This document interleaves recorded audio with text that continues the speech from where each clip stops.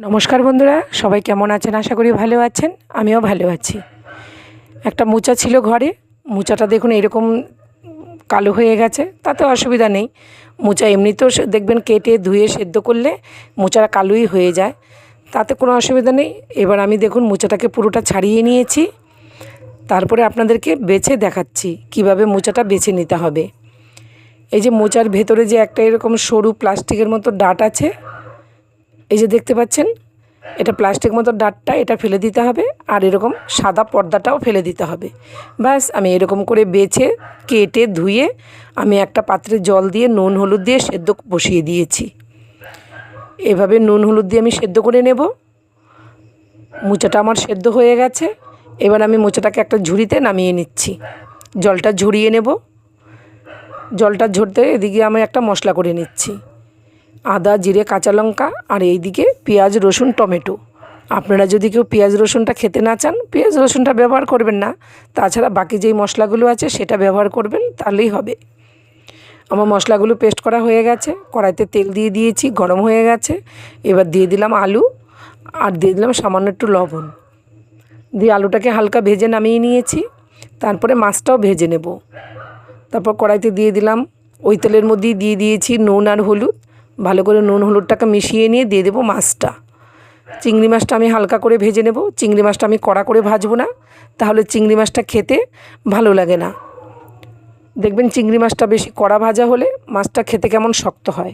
তাই চিংড়ি মাছ সবসময় হালকা ভেজে নিতে হয়। চিংড়ি মাছটা নামিয়ে নিয়েছি। এবার এই তেলের মধ্যেই দিয়ে দিচ্ছি তেজপাতা, শুকনো লঙ্কা, গোটা জিরে। তারপরে দিয়ে দেব কেটে রাখা পেঁয়াজ। এবার বেশ একটু ভালো করে নেড়ে নিচ্ছি। তারপরে দিয়ে দিচ্ছি কেটে রাখা একটা টমেটো। টমেটোটা দিয়ে তারপরে দিয়ে দেব, টমেটোর মধ্যে দিয়ে দিচ্ছি লবণ, হলুদ। ব্যাস, এবার আমি ভালো করে লবণ হলুদ দিয়ে টমেটো পেঁয়াজটাকে কষিয়ে নেব। দেখুন টমেটো আর পেঁয়াজটা নরম হয়ে গেছে, তেলটাও আলাদা হয়ে গেছে। তারপরে আমি একে একে মশলাগুলো দিয়ে দিচ্ছি। আমি পেঁয়াজ, রসুন, টমেটো পেস্ট করেছি, ওখান থেকে বড় চামচের 1 চামচ দিয়েছি। আর আদা, কাঁচা লঙ্কা, জিরে ওখান থেকে ছোট চামচের 1 চামচ দিয়েছি। দিয়ে আমি বেশ ভালো করে কষিয়ে নিলাম। আবারও দেখুন তেলটা কত সুন্দর আলাদা হয়ে গেছে, মশলার যে কাঁচা গন্ধটা চলে গেছে। তারপরে দিয়ে দিচ্ছি ভেজে রাখা আলুটা, আর দিয়ে দিলাম কাশ্মীরি লঙ্কার গুঁড়ো। এটা জাস্ট কালারের জন্য দিলাম, আপনারা চাইলে নাও দিতে পারেন, তাতে কোনো অসুবিধা নেই। দেখুন আবারও দেখুন তেলটা কত সুন্দর আলাদা হয়ে গেছে, আমার সুন্দর করে কষানো হয়ে গেছে। এবার দিয়ে দিচ্ছি সেদ্ধ করে রাখা মোচাটা দিয়ে আমি বেশ ভালো করে এভাবে কষিয়ে নেব। আমি আর মোচার মধ্যে কোনো জল ব্যবহার করব না। গ্যাসের ফ্লেমটাকে লো টু মিডিয়ামে রেখে এইভাবে অনবরত নেড়ে চেড়ে কষিয়ে নিতে হবে। তারপরে দিয়ে এটা বেশ ভালোভাবে কষানো হয়ে গেছে। এখন আমি দিয়ে দিচ্ছি, দেখুন আপনাদের দেখাচ্ছি আলুটা কত সুন্দর সেদ্ধ হয়ে গেছে। তার মানে এইভাবে নেড়ে চেড়ে কষিয়ে নিলে জল দেওয়ার প্রয়োজন পড়ে না বন্ধুরা। যদি পারেন মাঝখানে একটু হালকা করে ঢেকে দেবেন, ঢাকনা তুলে তুলে আবার নেড়ে নেবেন।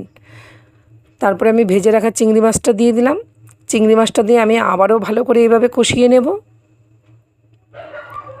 আমি আবারও বলছি, গ্যাসের ফ্লেমটাকে লো টু মিডিয়ামে রেখে ব্যাস সুন্দর করে এভাবে কষাতে হবে। আমি ভালো করে নেড়ে চেড়ে নিয়েছি। এবার আমার কিছু মশলা আছে সেটাও দিয়ে দেব।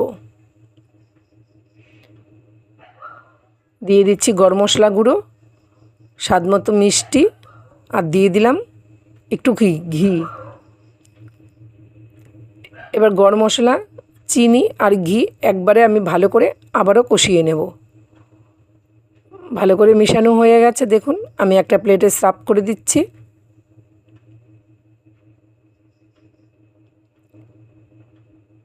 ব্যাস, আমার তৈরি হয়ে গেল চিংড়ি মাছ দিয়ে মোচার ঘন্ট। আমার এই রেসিপিটা আপনাদের কেমন লাগলো বন্ধুরা, প্লিজ কমেন্ট করে জানাবেন।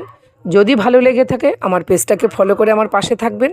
আমি এরকম নতুন নতুন রেসিপি নিয়ে আপনাদের কাছে আবার চলে আসব। আজ আসছি, টাটা।